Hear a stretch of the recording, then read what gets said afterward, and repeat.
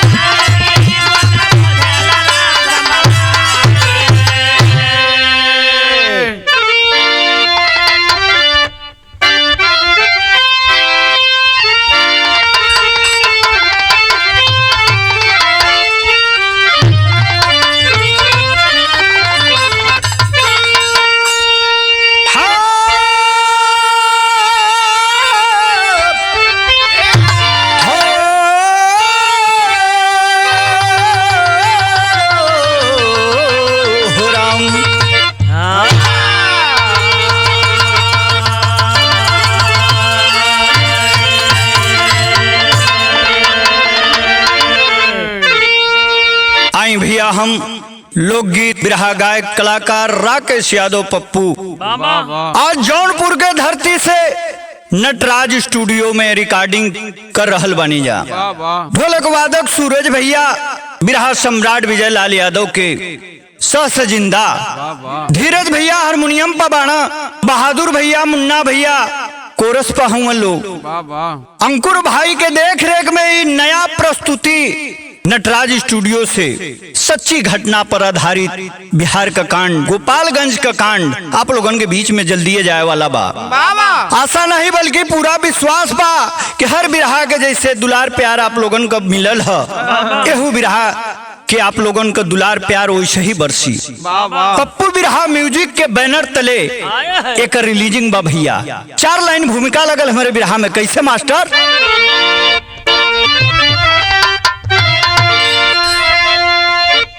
हुस्न के जाल में जो फंस गया,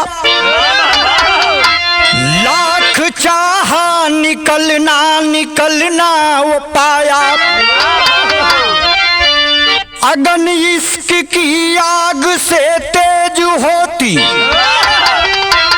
किया इश्क जो खुद को ही वो जलाया। और था सागर नदी इश्क की धारा, नहीं था पाया जो दुनिया बसाया। ऋषि मुनि मानव भी घायल हुए, जब बान इश्क है अपना चलाया।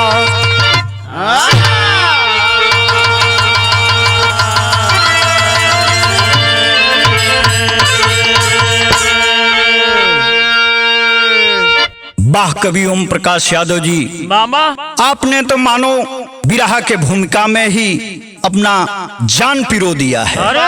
अथाह सागर नदी इश्क की धारा, नहीं था पाया जो दुनिया बनाया।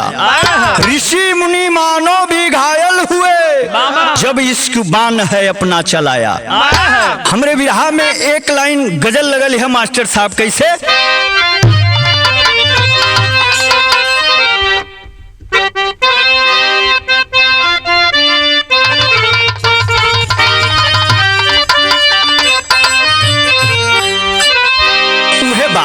अरे मेरे दिल की धड़कनों को,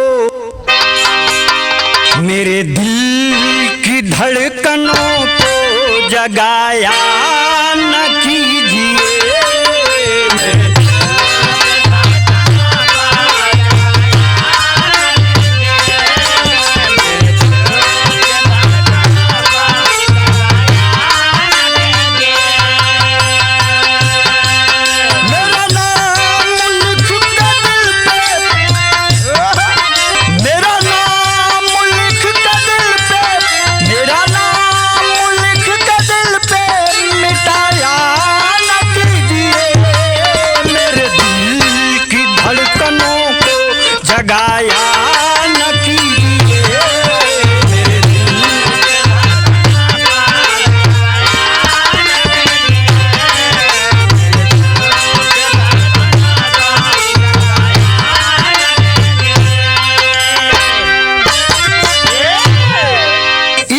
का भाव रहला आप लोगन के मौज बदे, लेकिन बिरहा में कितना सुंदर भाव लिखत हूँ कवि जी। समाज के आईना बदे का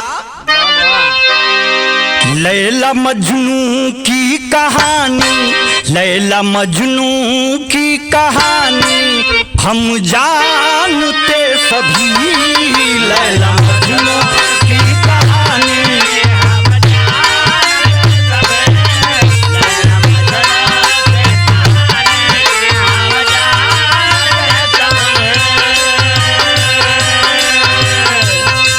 फिर भी करते हैं मोहब्बत,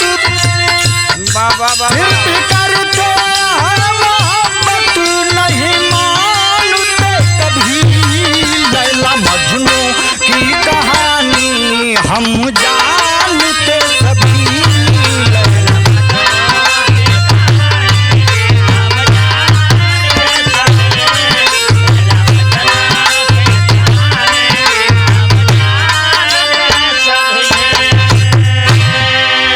हम कहले सूरज भैया की समाज के आईना बदे कवि जी लिखले हुवन। लैला मजनू की कहानी हम जानते हैं सभी, फिर भी करते हैं मोहब्बत नहीं मानते कभी। युवा पीढ़ी हमारी मोहब्बत के नाम पर हवस की पुजारी बन चुकी है। जगह जगह पर मोहब्बत का नाटक रचाकर और अपने जीवन को बर्बाद कर ले रहे हैं। शेर के माध्यम से बात कहाँ के बा, कहानी कहाँ का मास्टर साहब।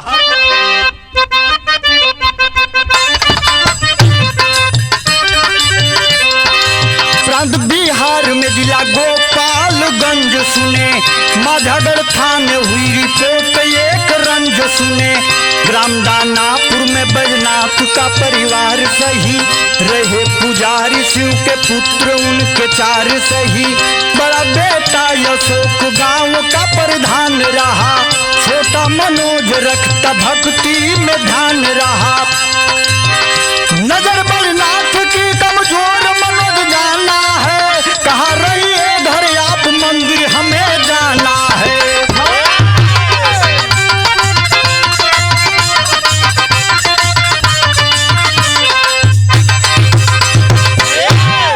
ये भैया इस सच्ची घटना बिहार प्रांत गोपालगंज जिला का है। माझागढ़ थाना के अंतर्गत एगो बड़ा नामी गिरामी दानापुर गांव बसल बा। वही गांव के बैजनाथ जी रहे वाला हुवन। प्राचीन मंदिर शिव मंदिर का वो बड़ा नामी गिरामी पुजारी हुवन। आसपास के 10-20 किलोमीटर के लोग आवेला, घंटा बजावेला, भगवान से आशीष लेके अपन काम बनावेला। उनका 4 गो बेटवा, जोन बड़ बेटा बाणा अशोक गांव का प्रधान हुआ, और सबसे छोट बेटा जोन बा मनोज, बड़ा दुलरुआ बेटा है। माई बाप का सह पावता, मोटरसाइकिल से घूमता बबरी झाड़ के। हमारी बिरहा में तर्ज लगल है मास्टर साहब, कहना बा।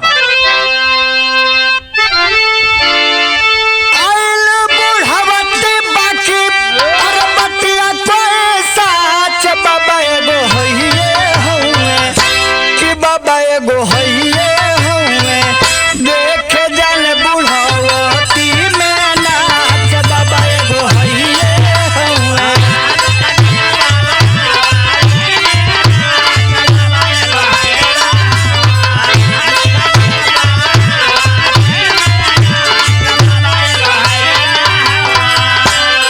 ए भैया, जब मनोज देखले अपने पिताजी के कि डंडा लेके चलत हुआ लड़खड़ात, कले के पिताजी का दिक्कत बा, पूजा पाठ नहीं खे सपरत का।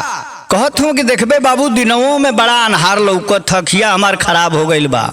कहत कि तब बुझाता कि आंख बनवावे के पड़ी। लेके डॉक्टर के पास गईल है। डॉक्टर साहब आँख का ऑपरेशन कर दिले हम। कले वहाँ बेड रेस्ट, आराम कर अपने घर परिवार में। मंदिर कुछ दिन खाती बंद कर आवल गए मंदिर। ए भैया, वो मनोज अपने पिताजी के कहत है कि पिताजी चिंता मत करो, हम जाके मंदिर पर पूजा पाठ पोछा सब कुछ जैसे आपने करेला उतने श्रद्धा भाव से हमहू करब। चिंता का बात ना, आप आराम कर घर में। भइल का भाव लगल मास्टर साहब। पुजारी मनोज टिकवा लगाया शिव के के पूजनिया हो करे रोजे मंदिरवा हो जाए शिव के पूजनिया हो करे।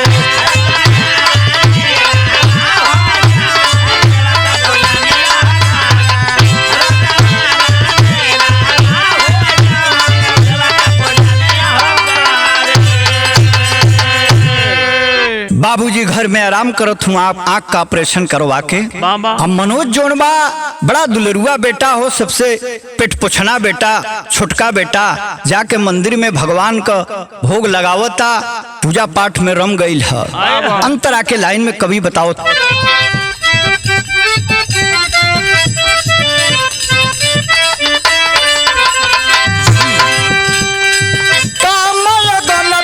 मन में सतावे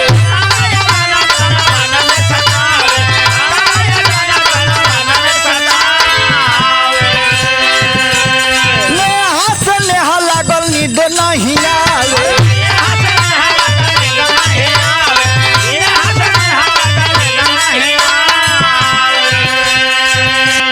फोन कर कहे नेहा चल आयो कि शिव के पूजनिया हो करे, शिव के पूजनिया हो करे रोजे मंदिरवा हो जाए शिव के पूजनिया हो करे।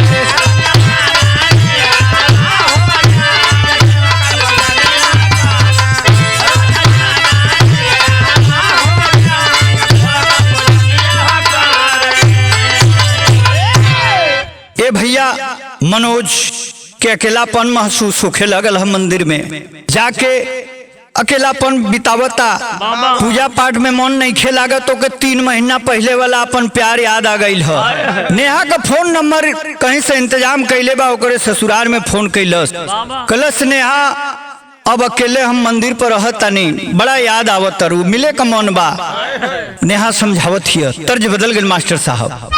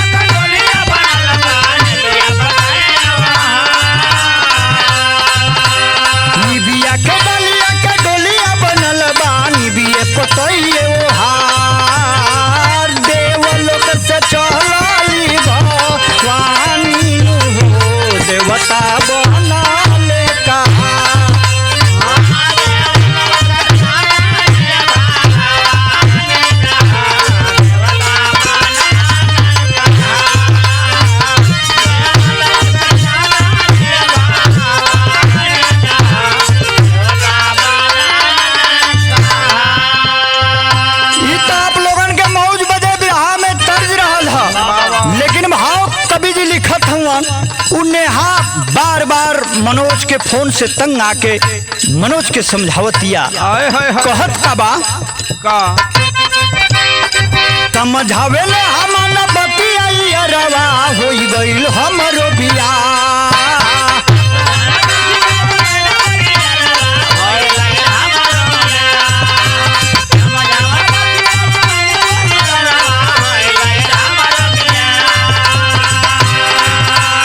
समझावे में हम न बतिया रवा होई गइल हमरो बिया, होई गइल धन हम दूसरे कहो नाही बानी अब तोहार।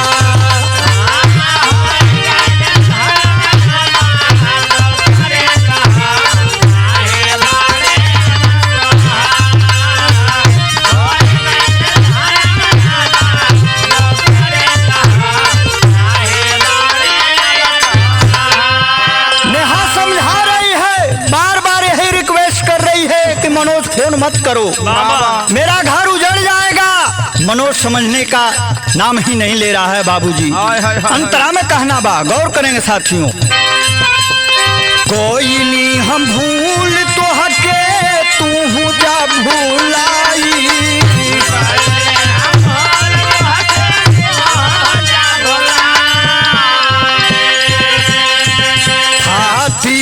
चमक के अपने रखबे जोगाई।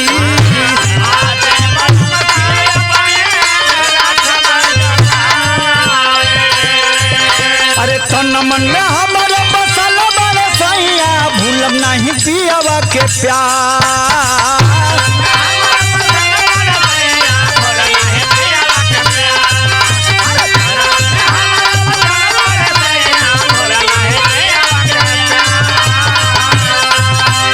तन मन में हमारे बसल बड़े सैया भूलब नहीं पियवा के प्यार। होई गइल धन अब दूसरे तो हो नहीं बानी हम तो।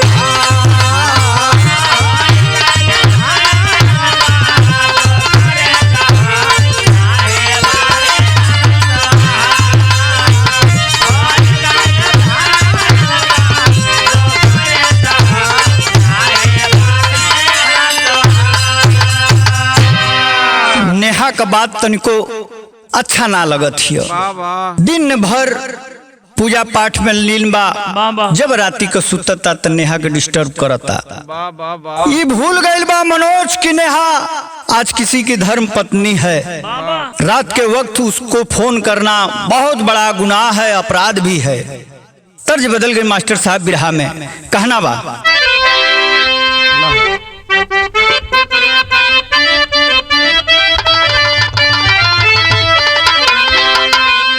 तर्जिया बा कि अरे आगी लागे सैया तोरी सूरतिया, अरे दुखवा में बीते सारी रतिया।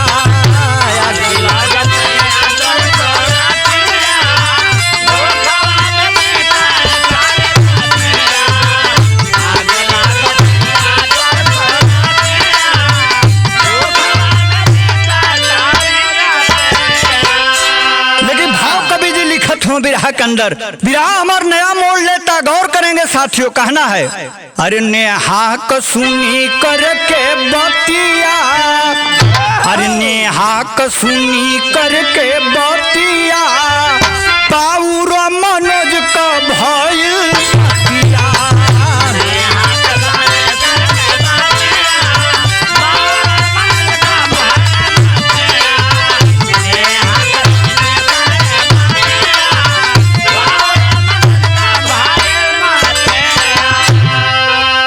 भीतरे भीतर कर मसाए, मछरी के जैसे लगल मनोज छटपटाए।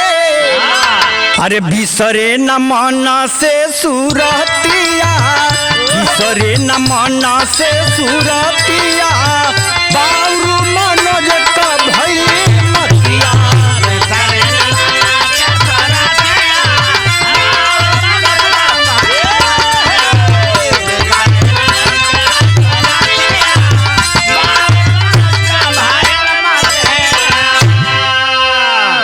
ए भैया नेहा का बात इतना एक खराब लग गई है कि खुराफात करे दिमाग में चलता। बाबा इहो भुला गइल बा कि हम शिव मंदिर में बैठल हैं।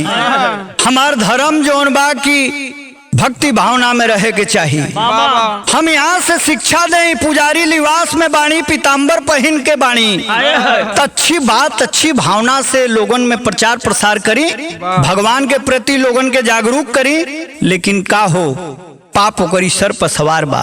तेरी के लाइन में लिखे के पड़ल है कवि जी के का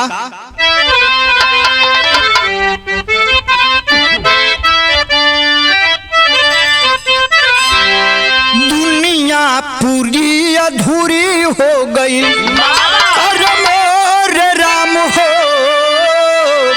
अरे दुनिया पूरी अधूरी हो गई, नेहा नाही कैली दिलवा दिहली तूरी, अरे हो तूरी। एकदम रिजेक्ट कर दिले बा नेहा मनोज का बात।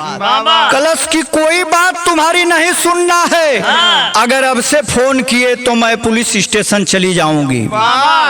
ये भैया जब इतनी बतिया सुन ले है मनोजवा का दिमगवा जो है कि सातों आसमान पर फड़फड़ाए लागल। भैया हो बिहार में चौक का भाव लगल मास्टर साहब कैसे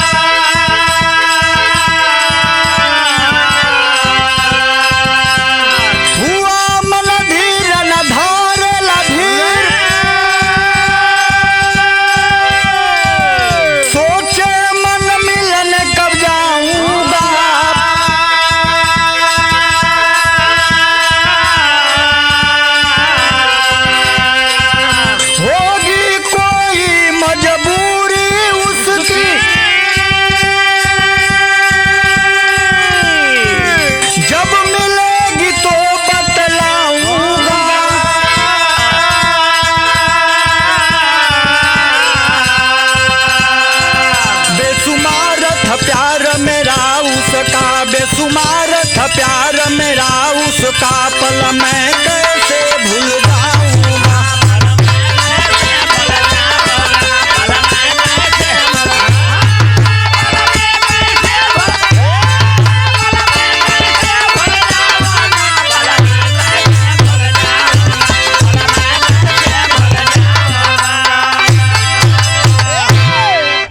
रात में नींद नहीं आ रही है मनोज को, करवटें बदल रहा है, सोच रहा है कि जो 3 महीने पहले जो लड़की हमारे ऊपर जान छिड़कती थी, जब मैं फोन करता था इतना अच्छा रिस्पांस देकर बात किया करती थी कि जहां बुलाऊं वहां चली आती थी आंख बंद करके, और आज मेरी बात को नकार दे रही है, मुझे उल्टा धमका भी रही है। ए भैया बहुत चिंता में बा, हमरे बिरहा में तर्ज बदल गए मास्टर साहब।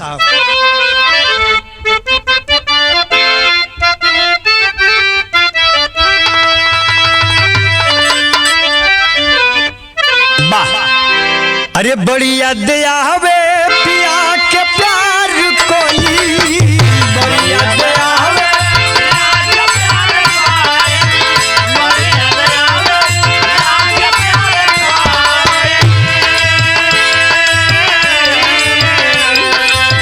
रतिया रतिया पहाड़ दिन भोई, रतिया रतिया पहाड़ दिन भाई, रतिया रतिया पहाड़ दिन भाई।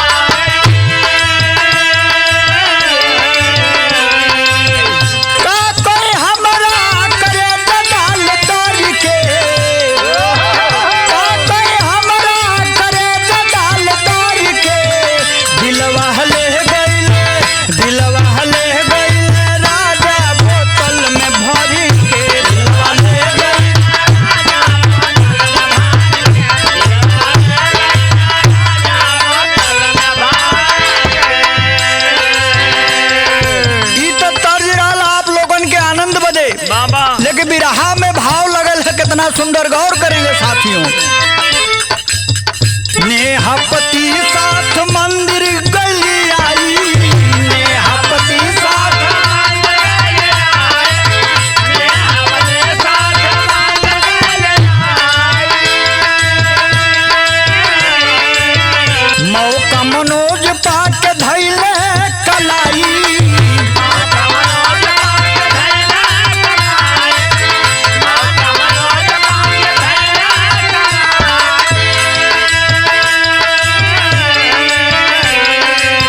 कहल न कुछ ने आजू पर रहल डर के, कहल न कुछ ने आजू पर रहल डर के, पूछे घरवा पितम को धपर के, पूछे घरवा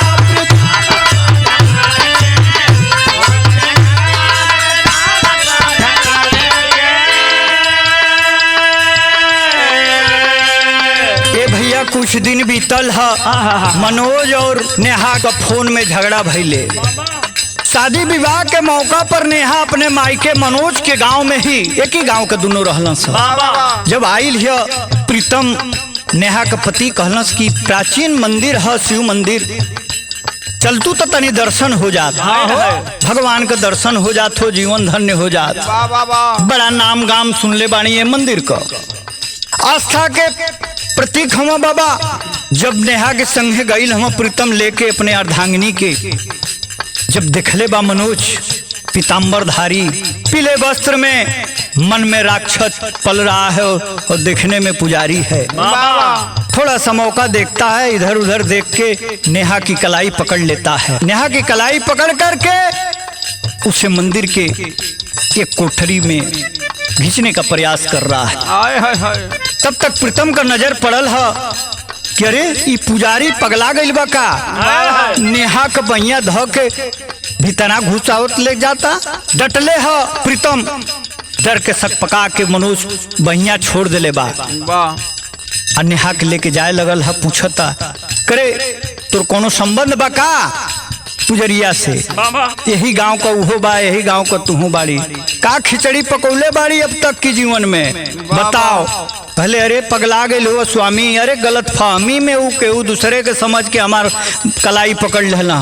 वो हमारे खास भैया हुआ, धर्म का भाई हुआ हमार, और वो हमके धर्म का बहन माने लो। बाबा कहना बा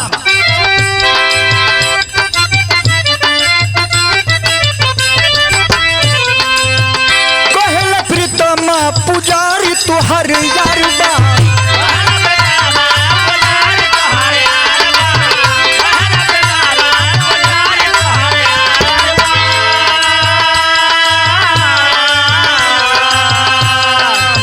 जान गई तुहरा पुजारिये से प्यार बा, जान गई तुहरा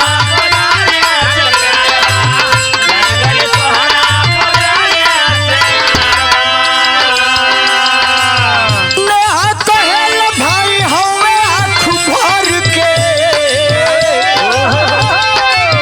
नेहा कहल भाई हवे आँख भर के, पूछे घरवा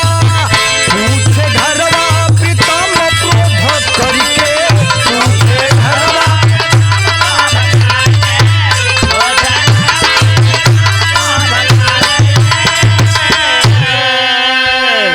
नेहा कहती है कि नहीं ऐसा नहीं है, वो धर्म का हमारा भाई है और उनके पिताजी की आंख बनी है के बदले में वो जाके साफ सफाई करते हैं, पूजा पाठ करते हैं, बहुत अच्छे हैं।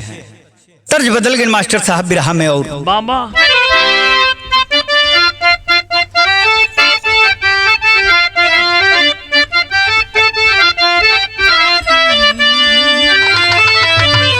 बाबा अरे जीजा जीजा कोई के जियावत नहीं खे, अरे औरी मुआवतिया हो,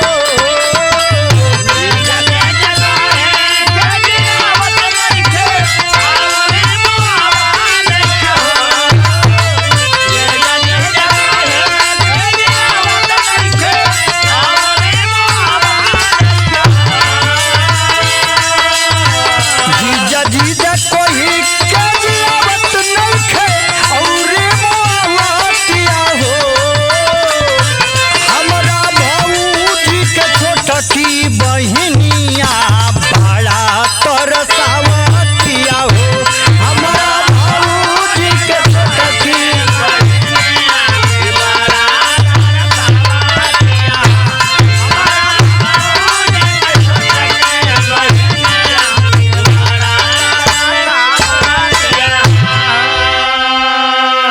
इधर नेहा परेशान बा कि प्रीतम हमार पति हमसे नाराज हुआ, शक इनका कैसे हम दूर करी। भाव लगल मास्टर साहब।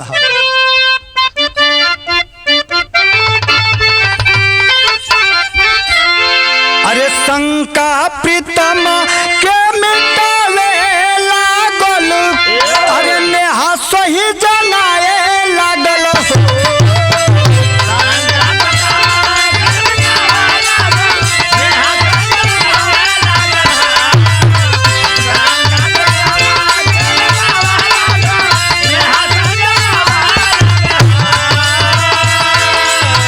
शंका प्रीतम के मिटावे लागल, नेहा सही जनाए लागल हो, पवले मनोज के बफनवा हो आयल, नेहा घबराए लागल हो,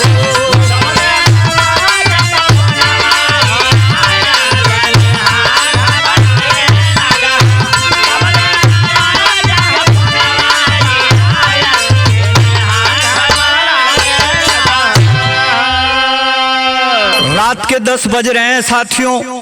कुछ दिन के बाद जब ये बेहुदा मनोज नहीं मानता है, हरामी है सब। दारू के नशे में फोन कर दिया, उसी मंदिर के कोठरी से फोन कर दिया। जब प्रीतम देखा है कि अरे वही इसका धर्म का भाई मनोज फोन कर रहा है, वाह वाह चाल चला। नेहा उठाना नहीं चाह रही है फोन को, कह रहा है कि उठाओ, लाउड स्पीकर कर दो, मैं सुनना चाहता हूं कि क्या कह रहा है। उस फोन में कह रहा है क्या,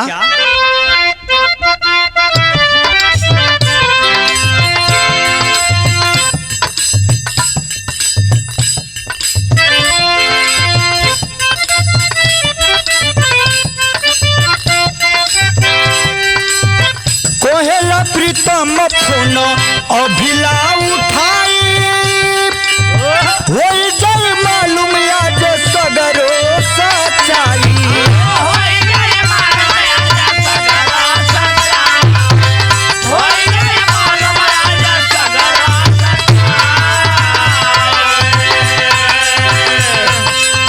प्रीतम सुन के लागल गुस्साए लागल नेहाय को बकाए लागल हो।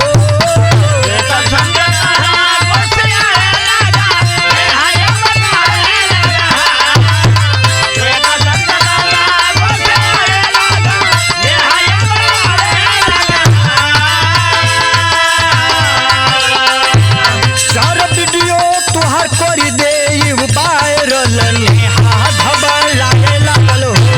सारा वीडियो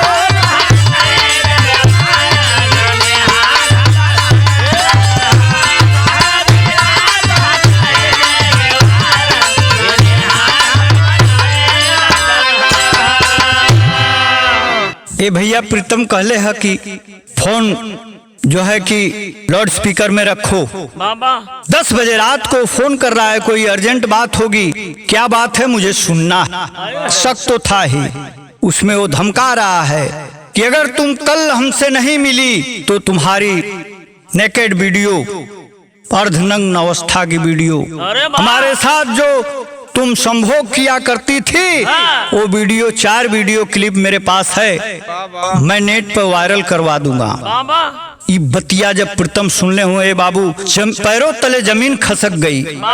उसी वक्त दोनों पति पत्नी में विवाद होता है और प्रीतम कहता है कि तुम फौरन अभी हमारे घर से निकल जाओ, कोई रिश्ता नहीं है, अपने मायके में जाओ, जो करना होगा तुम कर लेना, मैं जो करना है करूंगा। पापट लगल मास्टर साहब।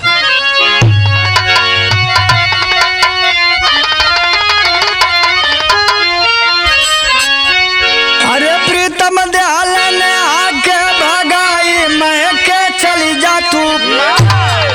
अरे प्रीतम दयाल ने आके भगाई मैं के चली जा तू।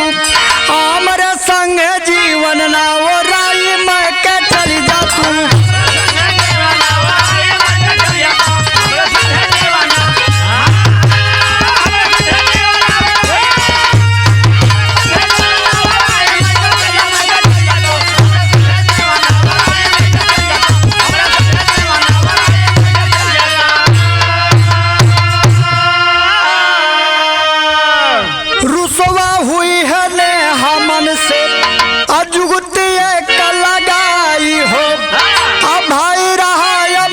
चचेरा सारी बात बताई हो। अरे कहा अमित लो घर पे उसे बुलाई मैं के चली जा तू। आज ही देंगे जग से उसे मिटाई मैं के चली जा तू। ए भैया नेहा रोती हुई अपने पापा के घर यानी कि मनोज के गांव अपने मायके चली आती है। आई है नींद नहीं लग रहा है, परेशान है, क्या करूं। लो मनोज तुमको बार बार समझाती रही, तुम अपनी वाली कर ही दिए, मेरा घर उजाड़ दिए, तो तुम्हें मैं छोड़ नहीं सकती। तुम चैन से कैसे रह सकते हो। बसी बसाई दुनिया में आग लगा दिया तूने। अपने चाचा की लड़का अपने चचेरा भाई से अमित से सारी बात बतैले है कि भैया हो हमसे बहुत दिन पहले से ये एगो गुनाह होत रहल है और गुनाह से आप लोगन का इज्जत जोन है कि बचा के हम ससुराल में रहे लगली हैं, लेकिन मनोजवा हमार जीवन नष्ट कर देला, बर्बाद कर देला, हमके कहीं का नहीं खे छोड़ ले। ई बतिया अमित जब सुन ले है भैया पगला गई बा प्रतिशोध की भावना में। आल्हा के भाव में कहना बा मास्टर साहब।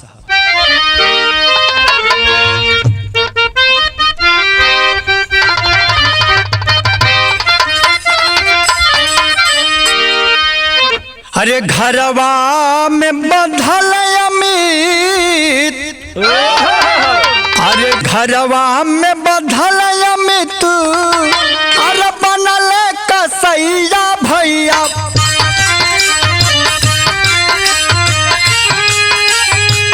मार लगल बेटवा से मुँह में लुगा डारी।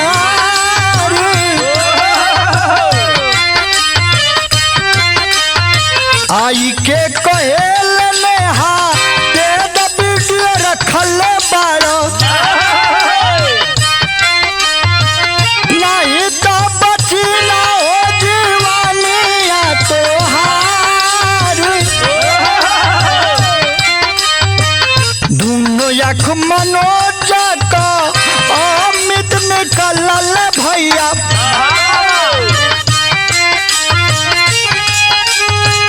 आखिरकार उनके जानवे से मार,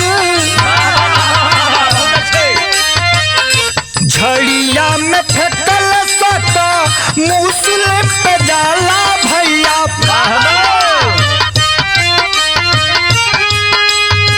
मंदिर के जमीन पे हो रहलू विवाद। ए भैया अमित कहता है नेहा से उसी रात, कहता है कि तुम मनोज को फोन लगाओ।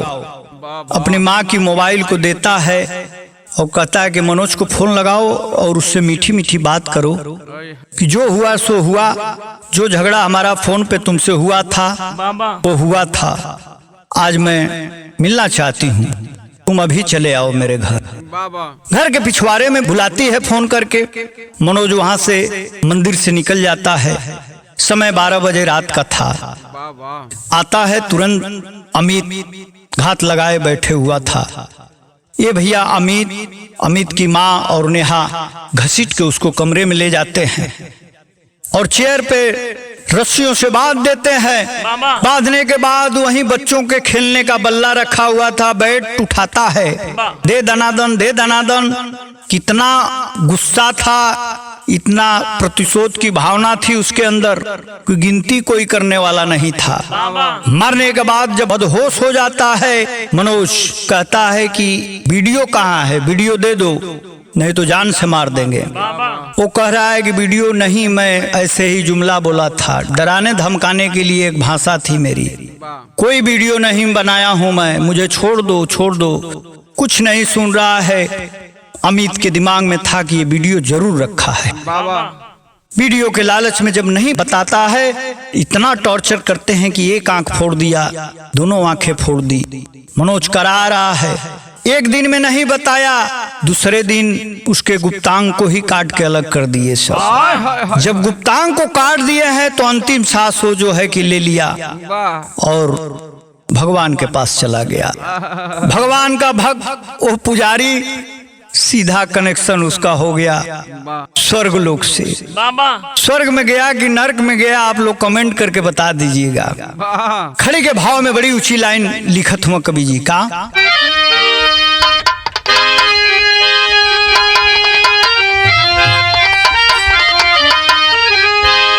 अरे फोन सुने तक जब धराई गइल बाप, अब कल ने जब जम के कड़ाई भइल बाप।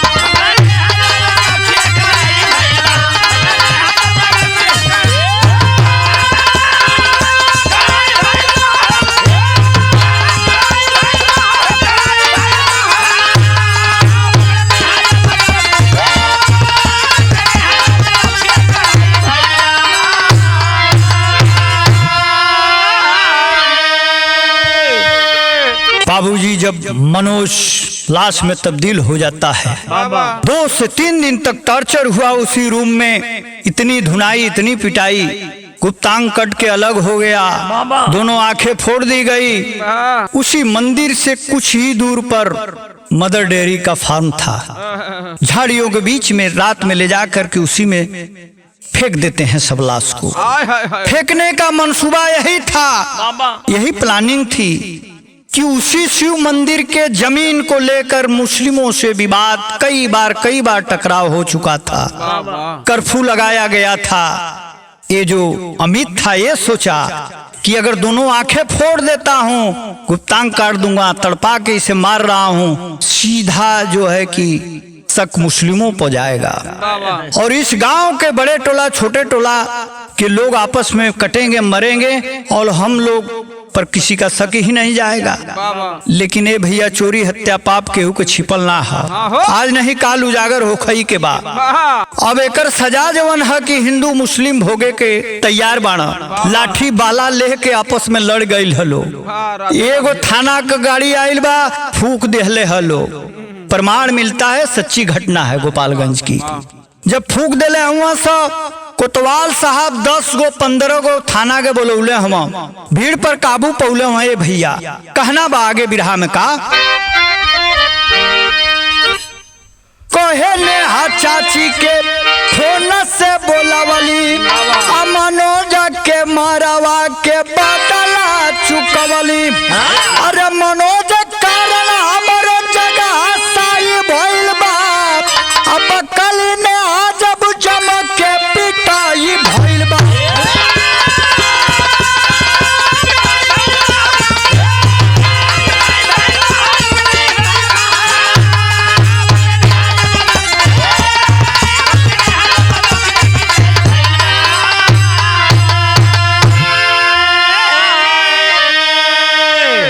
कोतवाल साहब के तेज तर्राक होने का नतीजा ये हुआ बाबूजी कि चक्का जाम हटवाए, भीड़ को काबू करते हुए फौरन टीम बना करके एसओजी टीम जो है कि जांच पड़ताल तेजी से चालू कर देती है। तीसरे दिन जो है कि सीसीटीवी फुटेज मंदिर से खंगाला गया तो 12 बजे निकल के जा रहा है। नेहा की चाची का फोन नंबर से मनोज के फोन पर कॉल गया था। कॉल हिस्ट्री के बाद पता चला भैया पुलिस अगर अलर्ट हो जाए तो कुछ भी संभव है, क्राइम को 0 टॉलरेंस पर ला देगी। लेकिन कहना बा हमारे बिरहा में अंतिम लाइन में कहना बा का कुसुम पराग जद्दू देव भोला स्वर्ग सिधारे। अरे धर्मेंद्र